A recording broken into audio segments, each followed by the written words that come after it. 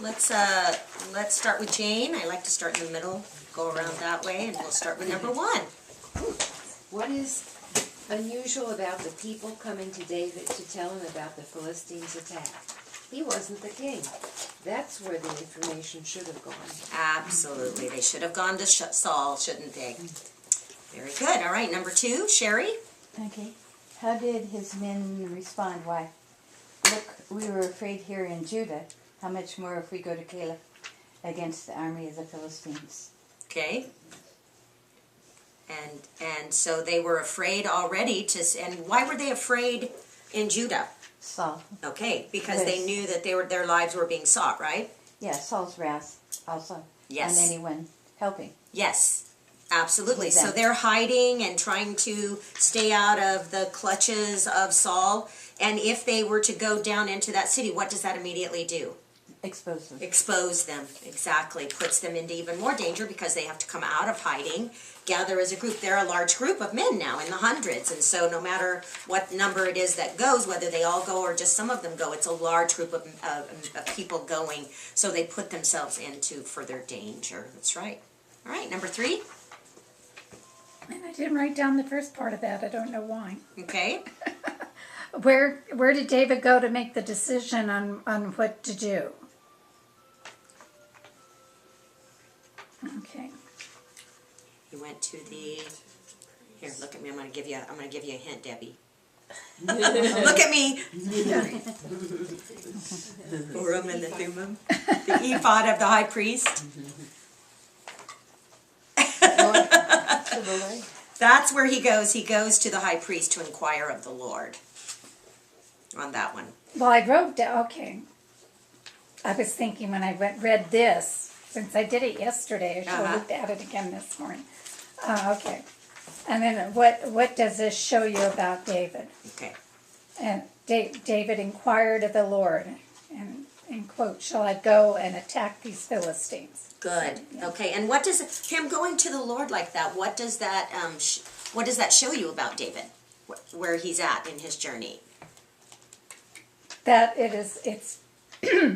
that his focus is on the Lord. That's where his heart is above all other things. So. Absolutely. He knows exactly now where his strength is, where his guidance is coming from, all of that. And so it shows you some, as we go through here, we're going to point out different times, both good and some bad, but some growth and then some recession on David's part, just like all of us. 3 steps forward, 1 step back, 2 steps forward, 3 steps back. That's kind of life. And so we're going to see some of that with David. But this is one of those 2 steps forward that he knows exactly where to go. Number 4. Oh, yeah. Okay. I have David inquired of the Lord once again. I'm not sure if that's right there. I think 23:3. And I love that he inquired again. Twice. Yes, he inquires twice. And it for us, it's okay to check our discernment. That's right. That's right. That indicates that. I thought that was When I read, yeah, Go ahead.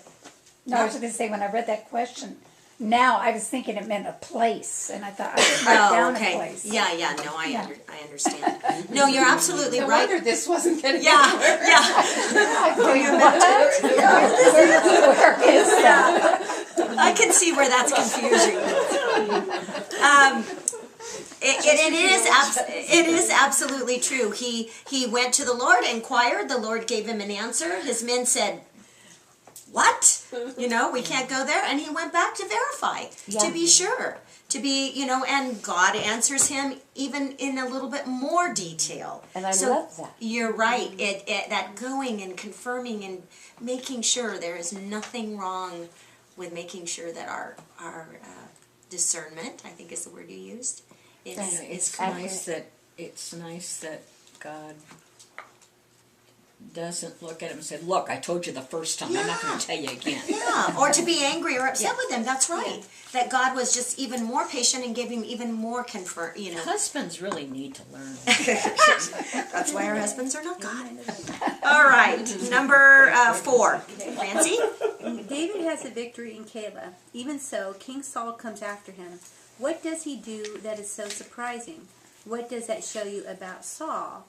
The fact that he believes that God wants him to go after David, even though David had just rescued the people of Keilah, it shows that Saul is the one working outside of God's will, believing that God will work on his behalf in destroying David. That's right. He actually thought that God had delivered David into his hands, didn't he? I mean, he believed that. So it shows you he's Completely Bonkers. nuts. delusional. Yeah. We're going to use the PC word. Delusional. No discernment. Delusional. No discernment. There you go. And you're right. That's exactly where he's at. I think what you said is the perfect thing, outside of the will of God. And we can see that clearly by his actions and how he behaves. Well, and David was the most famous general. Yes. Saul's general, Yes. too, that he's Yes. going after. So. And this amazing victory that he's just achieved, whose glory really is that? Well, yes, you're right, 100%. Militarily, it would be Saul's ultimate glory because he's the king. Yes. So what David did is David's glory in a sense, ultimately God's, but David's glory in a sense, but it should have reflected very well on Saul, and instead it only made him angry. So that tells you again he's delusional at this point. All right, number 5. You need to pass, Lenise, or you got it? In verse 10, David's afraid Saul will destroy Keilah if he comes after David. Why would he think that? I'm thinking I didn't have time to do a lot of this right now, but I'm thinking when he was saying that. He said, "Your servant has certainly heard that Saul seeks to come to Keilah to destroy the city for my sake. Will the king of Keilah deliver me into his hand?" I figured that was kind of much on his thinking. Yes, absolutely. He knows that he is going to come on account of David and threaten to destroy Keilah. And why would he think that Saul would come and destroy a city of Israel? Past history. He did it before. Where had he done it? In Nob. Remember? And so he saw what he had done to not only the city, but the priesthood, the people, all the animals, everyone. He saw what he was capable of doing in this delusional state that Saul is living in. So the fact that he would come to Keilah and do that, that would be nothing, wouldn't it? So he has reason to believe that. All right, number 6. You over there. What's her name? You over there. Cindy. That girl. Oh, what's her name? I can't remember if it's 200 or 400. It's grown. It started at 400 and grown by 200. Okay. So it's now 600 in this particular case. Number 7. Pass. Okay. Verse 14 shows us that David is a man on the run. First, he and his men are hiding out in the wilderness of Ziph. Saul is hunting for him, but who actually finds him? Jonathan, Saul's son. Okay. So he's, Jonathan is able to, so although David is hiding, we see that there's knowledge out there about the comings and goings. Again, when you have a band of 600 men, there's knowledge about the comings and goings of where you're at. It's very difficult to stay hidden away at all times. And so Jonathan finds David. Number 8. How do you know that Jonathan's heart is linked with the Lord concerning his father, concerning David, concerning his own actions?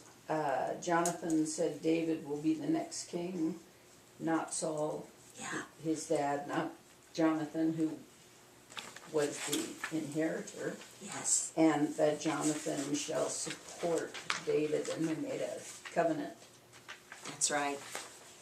That's right. Before the Lord. He totally gave up that and was there. And it's amazing to me that we don't see a speck of jealousy from Jonathan. Not one speck of jealousy from Jonathan on any of the accolades or privileges or blessings that are coming David's way. It's amazing to me. And yet, throughout it all, even knowing what his father's doing, we've talked about it just here in the last few minutes, how his father's acting. We never see Jonathan in a disrespectful way attacking his father in any way. He doesn't support his actions, but there's that respect that remains there in all of that. And as always, from the very beginning, that loyalty of standing side by side, saying, I will be there for you. I will stand beside you in the place that God has appointed you to be. And that's a tough place to be. It is. Oh my gosh. To not only not be jealous, but say, you have my full support. How many of us could do that? And love is father. That's right. That's right. I think, that's why I say, I think Jonathan is underrated in the study of Jonathan. He is a man of that we could learn a lot from, and that his characteristics are so righteous and so godly and so seldom really discussed. Yeah. And it's pretty amazing to me. Right, it says, even my father Saul knows that Yeah, I shall be next to you. And yeah. anyway, Isn't that just amazing? You wonder how that really actually happened. Well, You know, in life. But right, and didn't we talk earlier about that this friendship was from the very beginning what? Supernatural. right. It was not, it should have never It had been to what be. it was. But God stepped in and linked together two people who he knew would need each other to walk down this journey. And we talked about how often does that happen? If it happens in your lifetime, how blessed are you to have God link you with somebody in your life who will walk that journey with you. It was a love and loyalty Yes. there. Vice That, president, yeah. but yeah, but if you go back to where it started, so it had a root before they even knew, Yes. really, in the beginning, what was going Absolutely. to happen. It's like almost as soon as they met, the next description of them is that they loved one another as their own soul. You know, that was Yeah. that It's a description supernatural that thing. came. How does that happen? Doesn't happen without You love. know, pretty remarkable. All right, number 9. For every loyal friend, there is a person who will betray. The Ziphites came to Saul and said, what? The Ziphites betrayed the location of David, saying, David hiding with us in the strongholds at Horesh, on the hillside of Hakilah, which is in the south of Jeshimon. Okay, so they come and say, Go get him. we know exactly where he's at, and we'll take you to him, basically. We talked about last time together how that was different than the inhabitants of Keilah, because there was a fear of David that he was going to be turned over in Keilah if Saul came in. Why was he afraid of that? Was because he thought if the people are put in a position where their town is going to be destroyed, they may turn David over for that. The Ziphites come at it from a different direction. They have nothing to fear, but they go to Saul and say, hey, we know where he's at. Why would they do that? Because they want to get on the good side of Saul, Yeah, right? Selfish. And so that tells you something about them, that they would do that. They are not on the side of David and righteousness. They have chosen to stand with a crazy, delusional leader. And that's weakness. But it also tells you he's dividing the people. Isn't Oh, that absolutely. Just so similar to today. Just Isn't that like such today? extremes. Absolutely. Crazy, You both have the same delusional thoughts. leader? I like the word that's used here. It says, come down according to all the desire of your soul. Yeah. Yeah, they know, don't they? They know how badly. Well, Saul has abdicated every duty of a king in order to hunt David. Right. That's why they don't come to him anymore. Because Lost respect. he's given up all of the jobs that a king would have to keep his kingdom safe and secure. His main focus, well, at this point it appears to be his only focus primarily is what? I have to get David. So the Ziphites must be sure he's going to succeed with that intensity. Yes, absolutely. They come along beside the road. What is that called? Backing the wrong horse? Yeah. Yep. All right, number 10. how does Saul respond? He says, blessed are you of the Lord to the Ziphites, for you have compassion on me. Go and find him, David, for sure, for he is very crafty. And is David crafty? No, No. he's anointed. He's anointed. Quite a difference, right? Yes. And this little comment, you have compassion on me. Yes. Yeah. I have here on my notes, what a whiner. Because you can just see him going, oh, thank you. You bless you. You have compassion on me because I'm going crazy trying to find David here. And it's just like, come on, get a grip, Saul, you know? Something. That's ridiculous. All right, number 11. Okay. At the, you get it? Oh, wait, there we go. At the end of this chapter, David will end up in the wilderness of Man, Mayon, but Saul will keep hunting for him. When David narrowly escapes Saul on a mountain in verse 26, what provision of God saves David and his men? Well, they were on opposite sides of the mountain, for starters, and then in verse 27, a messenger came to Saul to tell him that the Philistines have invaded the land. So That's right. he ended up going to fight the Philistines. And Okay, so they're coming up a mountain like this, one on one side, one on the other, and out of the blue, just coincidentally, a messenger comes up when they're like this and says, hey, the Philistines are attacking our land. Get back there now. So they're right here. So David has nowhere at this point to go because they have 3,000 men. Saul does, who's going to surround him, and he is forced to turn around and go back. So that provision of God that we have talked about over and over and over again, God's provision on your life until your purposes are completed, whenever that is, we see over and over and over in David's life as he does that. So that's one of those you just kind of go, that's definitely a God thing. Do you have any idea how big that mountain would be, like around here? Well, I do know this. When you say mountain in Israel, that's pretty small. So we're not talking about, we might call it a large hill. And so I can't tell you comparison-wise because I don't know the hills around here very well. Not a large mountain that has, extreme height. It could have been quite broad. It could have Not been broad, Yosemite? it could have been No, broad, no. but not a high mountain because they just aren't really there. Like the San Francisco foothills is Yeah. how it is Yeah. over there. Yeah, absolutely.